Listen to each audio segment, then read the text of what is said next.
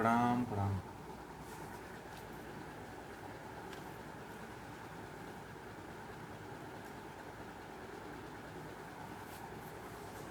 प्रार्थना कर लेते हैं हम लोग जब तक सभी लोग जुड़ते हैं। एक बार ओम का उच्चारण करेंगे।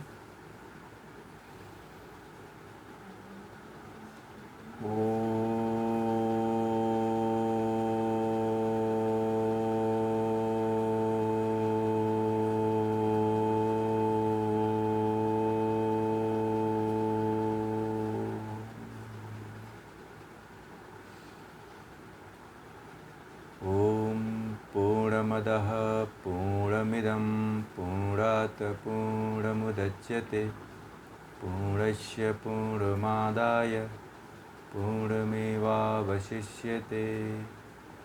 ओम शांति शांति शांति।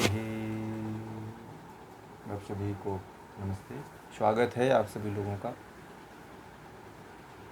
श्रीमद् भगवद गीता के इस अर्जुन विषाद योग क्षेत्र में। अर्जुन विषाद योग जो क्षेत्र है, इसमें हम लोग जो है कल बहुत ही महत्वपूर्ण विषय को लेकर के चल रहे थे। वर्ण संकरता जो अर्जुन का विषाद है, जो बहुत महत्वपूर्ण विषाद है वर्ण संकरता का, उसी के बारे में आज हम लोग बहुत अच्छी तरह से जानेंगे कि वर्ण संकरता क्या है।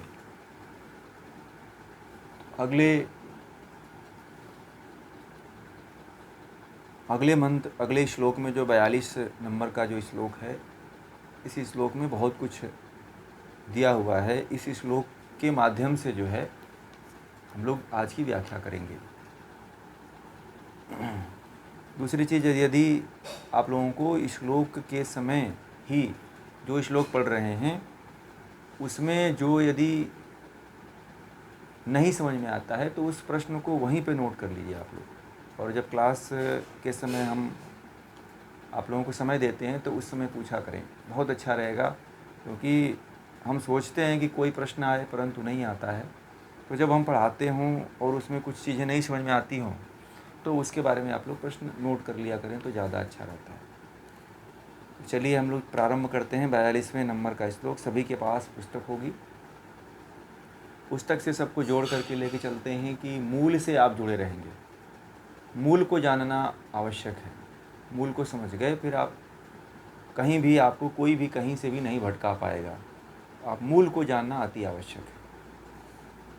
शंकरो नरका ऐव कुलघ नानाम कुलस्य च पतन्ति पितरो ह्योषाम लुप्त पिंडोदक क्रियाः। बहुत अच्छी बात यहाँ पे कहा है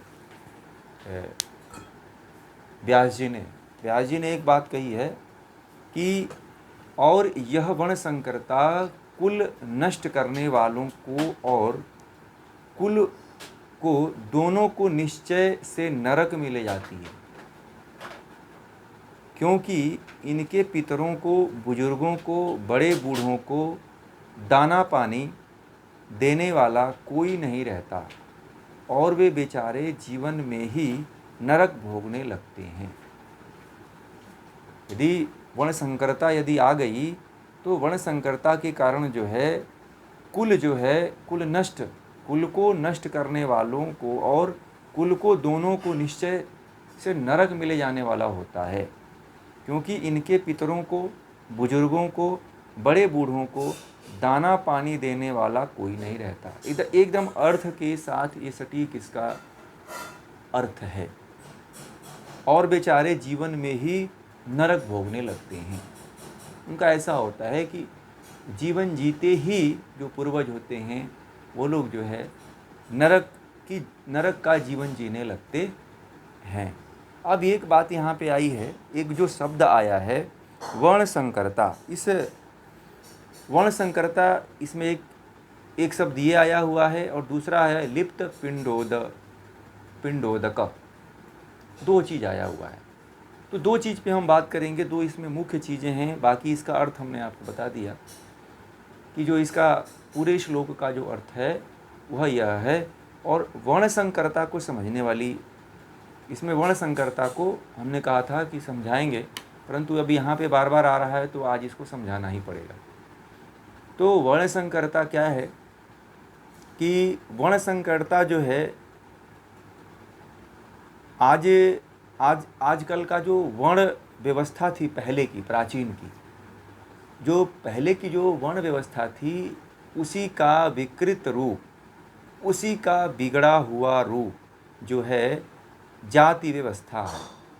ठीक है, उसी को जो है, उसी का जो बिगड़ा रूप है, जो आजकल की जो पहले की जो प्राचीन काल की वर्ण व्यवस्था थी, आज वही जो है जाति व्यवस्था के रूप में विकृत होकर के, जाति व्यवस्था विकृत रूप है और इसका अपभ्रंश माना जाता है वर्ण व्यवस्था का।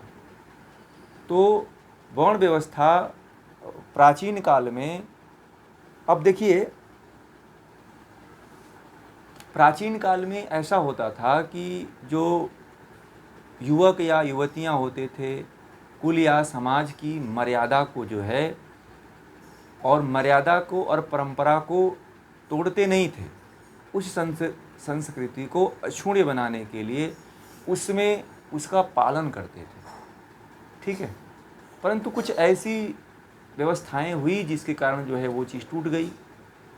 और वर्ण व्यवस्था क्या थी, सबसे पहले इसको समझना जरूरी है कि वर्ण व्यवस्था क्या थी। तो प्राचीन काल में जो है 4 जो है वर्ण व्यवस्था थी, वो जानना जरूरी है, शायद आप लोग जानते भी होंगे। तो प्राचीन काल के पहले हम प्राचीन काल के इतिहास पे चलते हैं कि पहले जो है कौन कौन सी जो 4 वर्ण व्यवस्था थी। तो समाज को ब्राह्मण, क्षत्रिय, वैश्य और शूद्र, इन 4 प्रवृत्तियों में बांटा गया था। प्रवृत्ति के आधार पे बांटा गया था। जिन लोगों को, देखिए अब इसमें पहला जो वर्ण था ब्राह्मण था। तो ब्राह्मण किसको कहते हैं, ये कोई जाति का नाम नहीं है, या कोई कहता है कि मैं ब्राह्मण हूँ तो ये ब्राह्मण कोई जाति व्यवस्था नहीं है, जो आजकल के लोग समझते हैं कि मैं ब्राह्मण हूँ तो वर्ण व्यवस्था का सबसे ऊंचा मान रखने वाला हूँ, वो नहीं होता है। वर्ण व्यवस्था में ब्राह्मण उसको कहा जाता था जो कहते हैं कि प्रवृत्ति के आधार पे जो है व्यक्ति की वर्ण व्यवस्था बढ़ती थी। जब वो गुरुकुल में जाता था तो गुरुकुल में उसके आचार्य ही उसके गुण कर्म स्वभाव को देख करके उस तरह से उसको शिक्षित दीक्षित करते थे।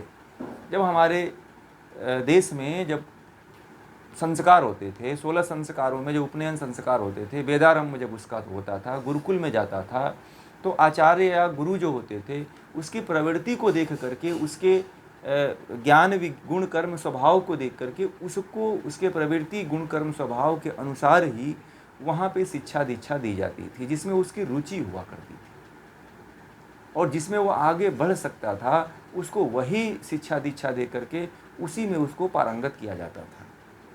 ये गुरु से, और उसके गुरु जो है उसके गुण कर्म स्वभाव को ही देखता था, और बच्चा भी उसी तरफ जिधर देखता था कि जिधर जा रहा है, उसकी जिधर रुचि हो रही है उधर ही उसको प्रवृत्त करता था। तो आगे कहते हैं कि जो है जिन लोगों को, अब इसमें जो पहला वर्ण है प्राचीन वर्ण जो था, कि जिन लोगों को पढ़ने पढ़ाने, विद्याभ्यास करने और त्याग करने की प्रवृत्ति जिनके अंदर थी, उनको ब्राह्मण, जो ब्राह्मण होता था उस कैटेगरी में रखा जाता था। जो पढ़ने का, पढ़ाने का, जिसमें पढ़ने की क्षमता हो, पढ़ाने की क्षमता हो, और जो त्यागी जीवन जीता हो, जो विद्याभ्यास करता हो जीवन पर्यंत, ऐसी यदि किसी के पास वृत्ति रहती थी तो उसको ब्राह्मण वर्ण व्यवस्था में रखा जाता था, पहली जो व्यवस्था थी। और दूसरी व्यवस्था जो है, जो देश की बाहर और भीतर के शत्रुओं से रक्षा करता था, जिसके भुजाओं में बल होता था, जिसकी ताकत होती, जैसे भीम अर्जुन, ये लोग क्षत्रिय इसलिए थे कि इनके अंदर भुजाओं में बल था और ये बाहर भीतर दोनों तरफ से राष्ट्र की, लोगों की, समाज की रक्षा करने में तत्पर रहते थे। इसलिए इनको क्षत्रिय जो है, जो वर्ण व्यवस्था थी उसमें रखा जाता था। और जो तीसरा जो वर्ण व्यवस्था थी, जो कृषि का कार्य करते थे, जो वाणिज्य का कार्य करते थे, जो व्यापार का कार्य करते थे, और एक देश से दूसरे देश में व्यापार करते थे, वह जो है वैश्य वर्ण व्यवस्था में उनको रखा जाता था और उनको वैसे ही शिक्षा, दीक्षा, भाषाएं आदि सिखाई जाती थी। ठीक है। और तो वे वैश्य का कार्य करें, और जो सेवा भाव से जीवन यापन करना चाहते थे, जो सेवा करना चाहते थे, वह लोग जो है शूद्र की कैटेगरी में रखे जाते थे। मतलब ये शूद्र कैटेगरी नीच कैटेगरी नहीं थी, यह एक तरह से उच्च कैटेगरी थी। जो सेवा भाव रखते थे उनको इस कैटेगरी में रखा जाता था। वह स्वतः ही इसका चुनाव करते थे। जैसे कि आज भी यह व्यवस्था है, परंतु वह दिखाई नहीं देती, उसका नाम नहीं लिया जाता है। जैसे नौकरी में ग्रुप ए ग्रेड की नौकरी है, बी ग्रेड की नौकरी है, सी ग्रेड की नौकरी है, डी ग्रेड की नौकरी है ना। तो आज भी तो जो ए ग्रेड का नौकरी है, तो ए ग्रेड में हाई वाला है, जो अच्छे रैंक पाया हुआ है, एग्ज़ाम में, परीक्षा में जो मेहनत ज़्यादा किया हुआ है, तो ए ग्रेड की नौकरी पाता है। जो उससे कम रहता है वो बी ग्रेड की नौकरी पाता है, जो उससे कम रहता है वो सी ग्रेड की नौकरी पाता है, जो उससे कम रहता है वो डी ग्रुप डी में जाता है। तो यह व्यवस्था पहले भी थी और आज भी है, परंतु नाम बदल गया है। परंतु ये जो व्यवस्थाएं हैं, तो कहते हैं कि जिसके पास जैसा गुण रहता था, जिसके पास जैसी प्रवृत्ति रहती थी, जिसकी जैसी प्रवृत्ति होती थी, जिस व्यक्ति की जैसी योग्यता होती थी, योग्यता के आधार पे उसको उसका कार्य दिया जाता था, वैसी उसको शिक्षा दी जाती थी। यही वर्ण व्यवस्था प्राचीन काल में थी। व्यक्ति के रुचि के अनुसार, व्यक्ति के गुण कर्म स्वभाव के अनुसार ही उसको शिक्षा दीक्षा दी जाती थी। और जिस योग्यता का न हो उसे करने, मान लीजिए वर्ण व्यवस्था क्या है, यदि किसी में योग्यता न हो और उसको वह कार्य दे दिया जाए, तो वह उस कार्य को कोई कर पाएगा? नहीं कर पाएगा। जिसमें जो योग्यता रहती है वही व्यक्ति उस कार्य को कर पाता है। जो पढ़ने वाला है उसको पढ़ाई का कार्य दिया जाए तो वह सफल होगा। जो पढ़ने वाला नहीं है, जो मेहनत वाला कार्य करने वाला है, तो उसको मेहनत का कार्य दिया जाए तो वो सफल कर देगा, उस काम को पूरा कर देगा, क्योंकि उसको वही आता है। और जो पढ़ने वाला है उसको यदि हम मेहनत का कार्य देते हैं तो वो कर ही नहीं पाएगा, क्योंकि उसमें उसका वाक्पटुता नहीं है, उसमें उसकी रुचि नहीं है, उसमें वह जानता ही नहीं है। तो जिसमें योग्यता होती है, और सबसे पहले ये तो समझिए कि वर्ण संकरता क्या है, कि जो जिस योग्यता का न हो, वर्ण संकरता की परिभाषा लिख लीजिए आप लोग। वर्ण संकरता किसको कहते हैं? आजकल वर्ण संकरता की बड़ी बात की जाती है। तो कहते हैं कि जो जिस योग्यता का न हो उसे करने लगे तो यह वर्ण संकरता कहलाती है। योग्यता के विपरीत यदि कोई कार्य करता है कोई, तो उसे ही वर्ण संकरता कहा जाता है। वर्ण संकर उसी को कहा जाता है कि व्यक्ति के योग्यता को न देख करके, व्यक्ति के आजकल बहुत ही ज़्यादा प्रचलित है, हम किसी चीज़ का नाम नहीं लेना चाहते हैं, तो योग्यता के आधार पे यदि कोई योग्यता के विरुद्ध कोई कार्य होता है तो उसी को जो है वर्ण संकरता कहते हैं। कोई योग्य किसी काम के लिए नहीं है, यदि वह उसको कार्य दे दिया जाता है तो वही वर्ण संकरता हो जाता है। फिर समाज में विकृतियाँ आने लगती हैं। मान लीजिए किसी को कोई पुलिस का कार्य करता है, कोई जो है सफाई कर्मी है, तो सफाई कर्मी को यदि पुलिस की नौकरी दे दी जाए तो पुलिस का कार्य वो नहीं कर पाएगा, क्योंकि वो उसके बारे में जानकारी है, न सूझबूझ है, न कानून का पता है, न उससे ट्रेनिंग है उसको, तो वह जो है उस कार्य को अच्छी तरह से नहीं कर पाएगा। इसी को वर्ण संकरता कहते हैं। जो योग्य है, जो जिस योग्य है उसी को वह कार्य दिया जाए। योग्यता के आधार पे कोई भी कार्य देना चाहिए। और गुरुकुल में रहते रहते जब बच्चा पढ़ता था तो वह जो है उसके अंदर सबको एक ही तरह की शिक्षा दी जाती थी। ऐसा नहीं है कि किसी को अलग शिक्षा दी जाती थी, परंतु जो जिस तरह का होता था, जिसमें जिसकी जितना जो ग्रहण कर पाता था और जिस कार्य को करने में वो सक्षम हो पाता था वो उधर जाता था। अब जैसे उस स्कूल में बहुत से बच्चे पढ़ते हैं ना एक क्लास में, तो एक क्लास में जो बच्चे पढ़ते हैं उसी में से देखिएगा कोई बहुत ऊंचे पद पे जाता है, कोई बहुत नीचे पद पे जाता है। आज उसी में से कुछ डॉक्टर बन जाते हैं, कोई इंजीनियर बन जाता है, और कोई जो है चपरासी का कार्य करता है कि नहीं करता है। मान लीजिए कि उसमें पढ़ने वाले क्या हैं, जिसकी योग्यता रहती है वो बहुत हाई लेवल पे चला जाता है, कोई आईएएस बन जाता है, कोई पीसीएस बन जाता है, और जिसके अंदर योग्यता कम होती है वो नीचे के स्तर पायदान पे जाता है। ठीक है ना। तो यदि हम वर्ण व्यवस्था न भी लागू करें ना, वर्ण व्यवस्था यदि हम नहीं लागू करते हैं, नहीं लाते हैं, तो भी जो है आप देखिएगा व्यक्ति अपनी योग्यता के अनुसार अपना कार्य चुनता है। कोई भी व्यक्ति, चाहे कोई लड़का है, तो एक व्यक्ति थे, वो अपने लड़के को बनाना चाहते थे, पायलट बनाना चाहते थे, परंतु लाख कोशिश किए कि हमें उसको पायलट बनाएं, कोचिंग करवाए, महंगी महंगी कोचिंगों में उसका एडमिशन करवाए, परंतु जानते हैं वो क्या बना? वह जो है तबला वादक उसकी बनने की रुचि थी, तो वह तबला बजाने लगा, उसी में वो आगे बढ़ गया। तो देखिए, व्यक्ति अपने कर्म के गुण कर्म स्वभाव के अनुसार ही जाता है। आजकल जो बहुत सी फिल्में बनी हैं, तो माँ बाप कुछ और चाहते हैं, और क्या होता है कि बच्चे कहीं और जाना चाहते हैं, तो माँ बाप भी वर्ण संकरता में बच्चों को डाल देते हैं। उसकी योग्यता के अनुसार यदि किसी को भी उसकी योग्यता के अनुसार कार्य मिल जाए तो वो सफल हो जाता है। यदि कोई गायक बनना चाहता है, आप उसको जो है डॉक्टर बनाना चाहते हो, तो वो बनेगा क्या? वो लाख पैसा खर्च कर लो, कोशिश कर लो, नहीं बन पाता है। डॉक्टर एपीजे अब्दुल कलाम जो है कुछ और बनना चाहते थे, परंतु देखिए उनके गुण कर्म स्वभाव के कारण जो है, जो उनके पास विद्या थी, जो उनके पास ज्ञान था, उसके आधार पे वो मिसाइल मैन बन गए। तो यही जो है योग्यता, यदि योग्यता के अनुकूल व्यक्ति कार्य करता है तो वह जो है मर्यादा में रहता है, वह वर्णसंकर नहीं होता है। वर्णसंकर वही होता है जो अपनी योग्यता के विपरीत कार्य करता है और समाज उसे उसके विपरीत कार्य करवाता है, तो वही वर्णसंकर समाज हो जाता है, वही जाति व्यवस्था के विरुद्ध हो जाता है। जाति व्यवस्था तो नाम के आधार पे बना दिया गया, और इसमें सबसे बड़ा रोल जो है अंग्रेजों का है। ठीक है, अंग्रेजों ने हमारे देश को क्षति पहुंचाने के लिए जाति व्यवस्था को बड़ा प्रगाढ़ किया। ठीक है, उन्होंने देखा कि वर्ण व्यवस्था इनकी इतनी ऊंची है कि यदि ये वर्ण व्यवस्था इनकी बनी रही तो इस देश को गुलाम करना बड़ा मुश्किल हो जाएगा। अंग्रेजों ने जो हमारी मूल चीज़ों को नष्ट किया वो किसी ने नष्ट नहीं कर पाया। अंग्रेजी जितनी पैनी दृष्टि से हमारे रीढ़ की हड्डी को जैसे तोड़े हैं, वैसे दुनिया की कोई ताकत नहीं तोड़ी है। अंग्रेजों ने सबसे पहले हमारी गुरुकुली व्यवस्था को ख़त्म कर दी। अंग्रेजों ने सबसे पहले हमारी जो वर्ण व्यवस्था थी उसको ख़त्म कर दी, और जाति व्यवस्था लाने का जो सबसे बड़ा श्रेय जाता है, वो जो बहुत चरम सीमा पे जो जाति व्यवस्था है वो अंग्रेजों की देन है।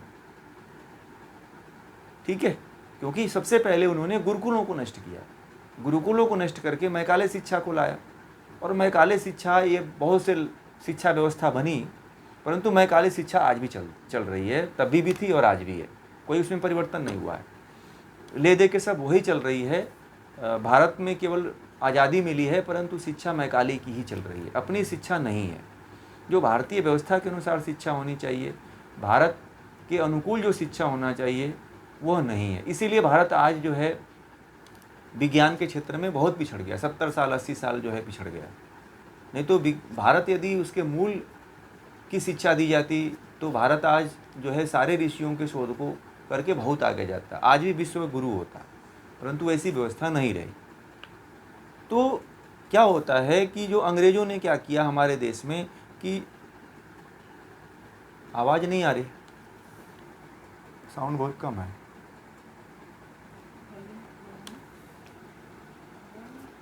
अब आया देखिए तो तेज, अब आ रही है तेज।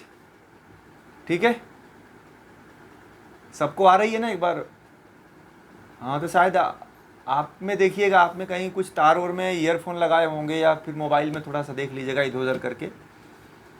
ठीक है, हाँ, तो कुछ ऐसा अगर ऑन होगा तो आप उसको बंद कर लीजिए, तो फिर उससे जो है ना ये प्रभावित होता है। तो इस तरह से हमारे देश में अंग्रेज़ों ने सबसे पहले गड़बड़ी क्या किया कि उन्होंने वर्ण व्यवस्था को नष्ट किया, क्योंकि वो जानते थे कि यदि वर्ण व्यवस्था भारत में बनी रही तो क्या हो सकता है कि भारत में जो प्रतिभाएं उत्पन्न हो रही हैं, भारत को फिर गुलाम बना करके रखना बड़ा मुश्किल हो जाएगा। तो सबसे पहले उन्होंने गुरुकुलों को ख़त्म किया, क्योंकि भारत में गुरुकुल शिक्षा पद्धति से क्या होता था कि योग्यता के अनुसार योग्य व्यक्ति पैदा होते थे और वह उस क्षेत्र में कार्य करते थे जो जिस क्षेत्र में जिसकी योग्यता होती थी। आजकल तो क्या है कि स्कूल में जाने के बाद सभी माँ बाप यही सोचते हैं कि मेरा बेटा इंजीनियर बने, डॉक्टर बने, सबका एक ही ध्येय रहता है, उसकी रुचि नहीं होती। आप किसी बच्चे से पूछिएगा कि मैंने कई इंजीनियरिंग कॉलेज में मैं गया हूँ, तो मैंने वहाँ पे एक बार जाना हुआ है मेरा ऐसे ही कुछ लेक्चर के लिए, तो वहाँ पे मैंने देखा था तो कि जो बच्चों थे वो पढ़ने में उनका मन नहीं लगता था, कोई फेल हो जाता था, किसी का बैक आ जाता था, कोई फिल्म देखने निकल जाता था, कोई जो है गलत कार्यों में फंस जाता था। तो एक बार वो लोग पूछे कि हम लोग सफल क्यों नहीं हो पाते हैं, तो आप इसके बारे में कुछ बताइए। तो मैंने कहा कि इसमें से कितने लोग हैं जो अपने मन से पढ़ने के लिए आए हो, कितने लोग हैं जो इंजीनियरिंग की पढ़ाई अपने मन से पढ़ने के लिए आए हो। तो उसमें से मात्र जो है 10-15 लड़के थे, 50 लड़के थे करीब, 10-15 लड़के थे जो अपने मन से केवल इंजीनियरिंग पढ़ने के लिए आए थे, जिनकी रुचि थी। बाकी लड़के यही कहे कि मेरे मम्मी पापा का स्वप्न था इसलिए हमने इंजीनियरिंग की पढ़ाई किया। तो योग्यता नहीं थी उनकी उसमें रुचि नहीं थी, तो वर्णशंकर उनको बनाया जा रहा है। उसकी जिसमें रुचि थी उसको उसी में लगाना चाहिए था। तो मैंने उसमें से बहुत से बच्चों से पूछा, लड़कों से पूछा कि आप क्या बनना चाहते हो।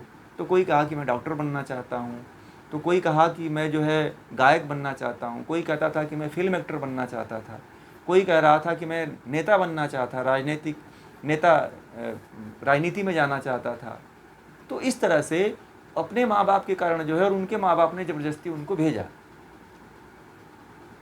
क्योंकि जो हमारी जो व्यवस्था जो खड़ी हुई थी वह ईस्ट इंडिया कंपनी के आधार पर खड़ी हुई थी कि ज़्यादा से ज़्यादा लोगों को जो है नौकरी आदि दिया जाए। और ईस्ट इंडिया कंपनी को इसलिए खड़ा किया गया था कि इस वर्ण व्यवस्था को ख़त्म करके जो है लोगों को ज़्यादा से ज़्यादा जो है नौकर बनाया जाए। ईस्ट इंडिया कंपनी का स्वरूप आज भी बहुत ज़्यादा है। तो जो शिक्षा व्यवस्था थी, जो हमारे यहाँ ज्ञान की व्यवस्था थी, जो वर्ण व्यवस्था थी, उसको वहाँ से तोड़ दिया गया। इसके पे ये बहुत लंबी बात है, यदि इसके ऊपर बात किया जाए तो हम टॉपिक से दूसरे तरफ चले जाएंगे। तो हम मुख्य टॉपिक पे आते हैं। तो यह जो है तो कहते हैं कि जो जिस योग्य होता है उसको वही चीज़ देने से जो है समाज में मर्यादाएं, परंपराएं और वह व्यक्ति उधर जा सकता है। जैसे आजकल आपने फिल्म देखा होगा तारे ज़मीन पे, ठीक है, उस फिल्म में कुछ इसी तरह की बातें दिखाई जाती हैं। कई फिल्में देखा होगा आपने जहाँ पे जिसकी जो रुचि होती है उसी तरफ उसके माँ बाप जो है नहीं ले जाने का प्रयास करते हैं, परंतु वह जो है चोरी छिपे जो है जाता है। तो जिस लाइन में वो चोरी छिपे जाते हैं उसमें सफल हो जाता है, और जिसमें खुल के जाता है पढ़ने के लिए स्कूल जाता है तो उसमें सफल ही नहीं होता है, उसमें फेल हो जाता है। तो ये वर्ण संकरता जो है यह संस्कारों के कारण भी, जिसका संस्कार कुछ और होता है और आकर के यहाँ पर आप जो है उसको दूसरा संस्कार देने की ज़बरदस्ती कोशिश करते हो, तो ये भी उसके ऊपर जो है बहुत बड़ा दबाव होता है, और दबाव के कारण वो फ्रस्ट्रेशन में आ जाता है। ये प्रभाव जो है केवल एक ही जगह नहीं देखने को मिलती है, कई जगह देखने को मिलती है। और एक शब्द आया था पिंडोदकः। पिंडोदकः का अर्थ होता है, पिंड का अर्थ होता है भोजन और उदक का अर्थ होता है पानी। तो इसका तात्पर्य होता है कि दाना पानी उठ जाना। तो इसका तात्पर्य है कि हमारे जो माता पिता हैं, यहाँ पे लिखा है कि यदि वर्ण व्यवस्था ख़त्म हो जाती है तो क्या होता है कि पितरों को, बुजुर्गों को, बड़े बूढ़ों को दाना पानी देने वाला कोई नहीं रहता है, ठीक है, बेचारे जीवन में नरक ही भोगने वाले होते हैं। यदि मान लीजिए कि वर्ण व्यवस्था के अनुकूल यदि कोई कार्य नहीं करता है, उसके विपरीत यदि उसके योग्यता के अनुकूल आप काम कर देते हो तो वह व्यक्ति उसमें सफल नहीं हो पाता है। जब सफल नहीं हो पाता है तो फिर वह माँ बाप की सेवा नहीं करता है। क्यों नहीं सेवा कर पाता है? कि वह जा कर के ऐसी नौकरी को करता है कि उसमें खुद परेशान रहता है, क्योंकि वह उसके अनुकूल नहीं होती है, उसके अनुकूल नहीं रहती है, तो माँ बाप की सेवा छोड़ देता है। ऐसे स्कूल में पढ़ता है जहाँ पे वह उसके योग्य था ही नहीं, कुछ अयोग्य हो जाता है। और जब अयोग्य हो जाता है तो यहाँ पे पिंड का मतलब होता है शरीर, और जो पितर जो होते हैं, माता पिता बुजुर्ग, इनको पितर कहा जाता है। वास्तव में पितर वो उसको नहीं कहा जाता है जो मर चुके हैं।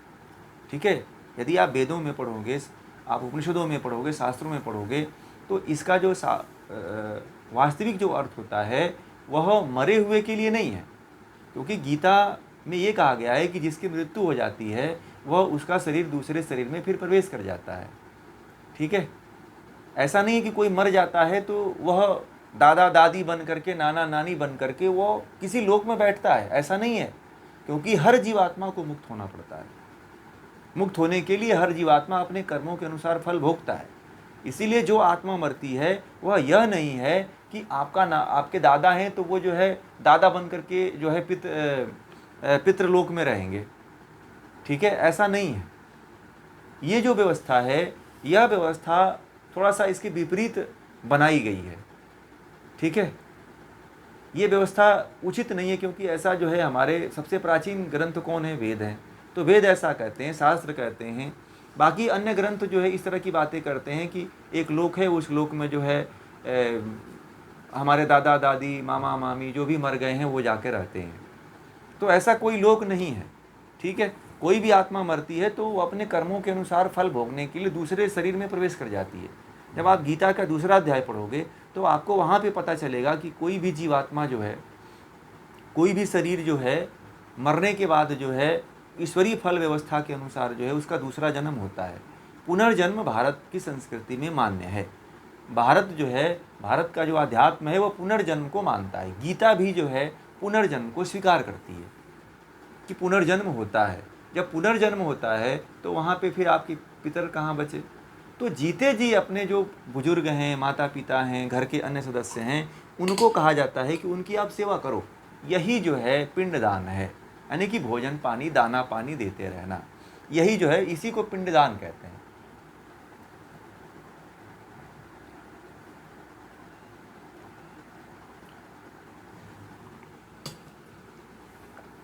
तो ये जो है इस 42वें श्लोक में इतनी बातें थी जो मुख्य मुख्य जानने वाली थी।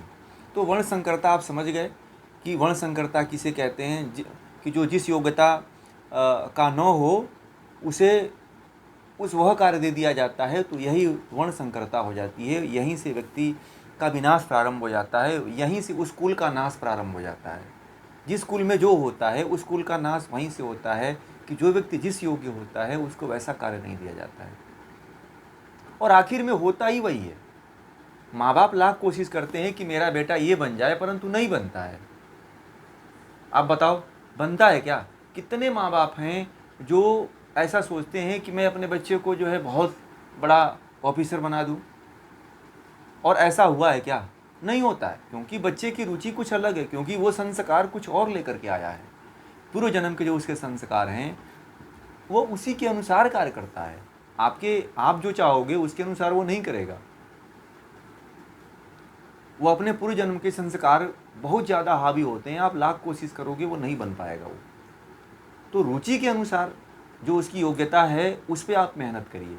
यही उसकी वर्ण संकरता को नष्ट करने का सबसे बड़ा अच्छा उपाय है, कि जो जिसमें जाना चाहता है उसको उसी तरफ भेजो आप, तब आप उसको वर्ण संकरता से बचा सकते हो और उसी में सफलता प्राप्त कर सकते हो।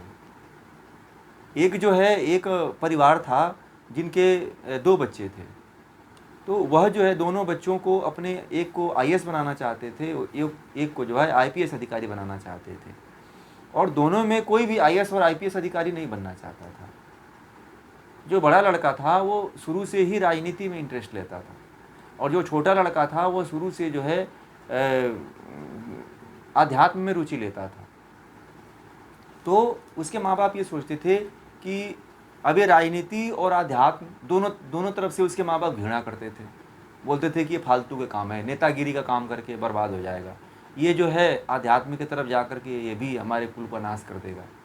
परंतु जब उनके माँ बाप ने मेहनत करते करते करते करते उनके बच्चे, उनको लगा कि हमारे बच्चे अब बेकार हो गए, तो जीवन के अंतिम समय में जो जिस लड़के को कहते थे कि ये राजनीति में जाएगा, वह जो है राजनीति में ऐसे धक्के खाते खाते जो है MP बन गया, मेंबर ऑफ पार्लियामेंट का सदस्य बन गया। और जिसको कहते थे कि आध्यात्मिकता में जा रहा, ये बर्बाद हो जाएगा, वह जो है बहुत बड़ा जो है आध्यात्मिक गुरु बन गया। तो वो लोग उसके पास आने लगे, लोग उसके यहाँ आकर के ज्ञान लेने लगे, कथा सुनने लगे, कथा आदि कहता था, ज्ञान आदि दे दिया करता था। तो जिसको वो लोग बेकार समझते थे, तो उसके पिता और माता ने कहा कि जीवन भर हम जो अपने बच्चों को बनाना चाहते थे वो बच्चे नहीं बन पाए, और जो हम नहीं चाहते थे, जो इनकी रुचि थी, वह बन गई है। तो हम कभी अपने बच्चों के प्रति संतुष्ट नहीं थे कि हम जो चाहते थे वो बच्चे नहीं बन पाए, परंतु मुझे लगता है कि हमारी जो सोच थी उनसे ज़्यादा कहीं सोच इनके पास थी, और ये अपने रुचि के अनुसार ही बने, हमारे रुचि के अनुसार तो कभी नहीं बन पाए।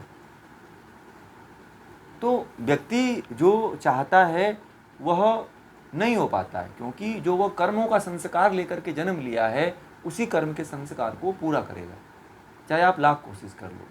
वर्ण संकरता कभी कभी जिसकी बहुत प्रगाढ़ संस्कार होते हैं उसका नहीं चेंज कर सकते हो, ठीक है। तो यही है वर्ण संकरता, जो जिसकी योग्यता है उसको उसी में लगाओ आप।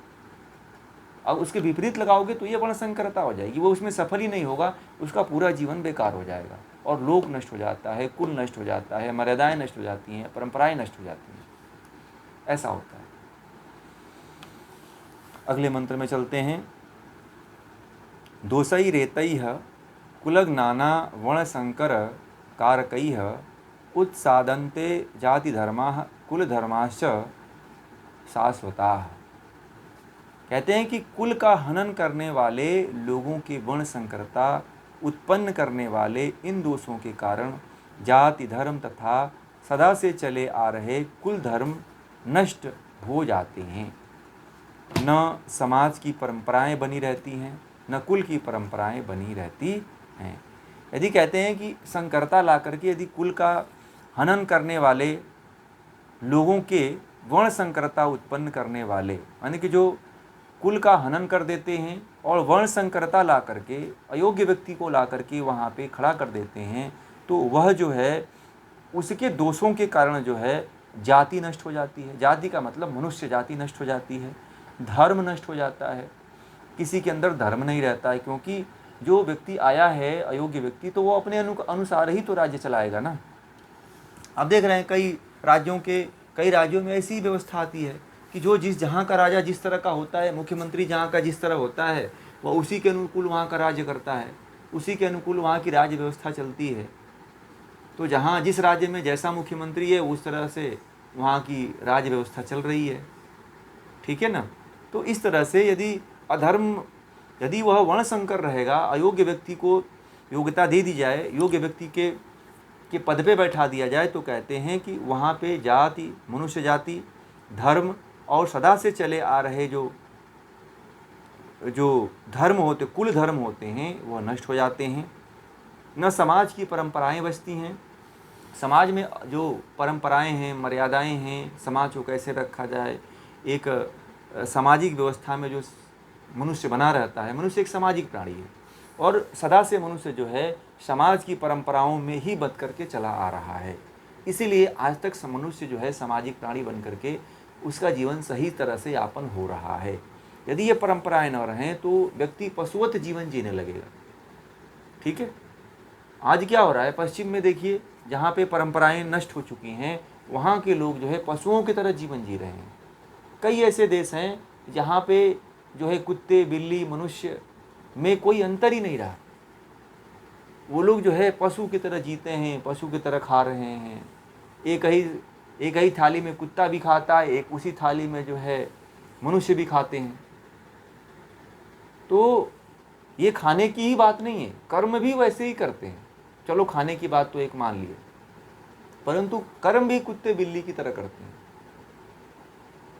कई ऐसे कंट्री हैं, मैंने देखा है, आजकल तो सोशल मीडिया का ज़माना हो गया है, सारी जानकारियाँ, सारी व्यवस्थाएं फैलती रहती हैं सोशल मीडिया के माध्यम से।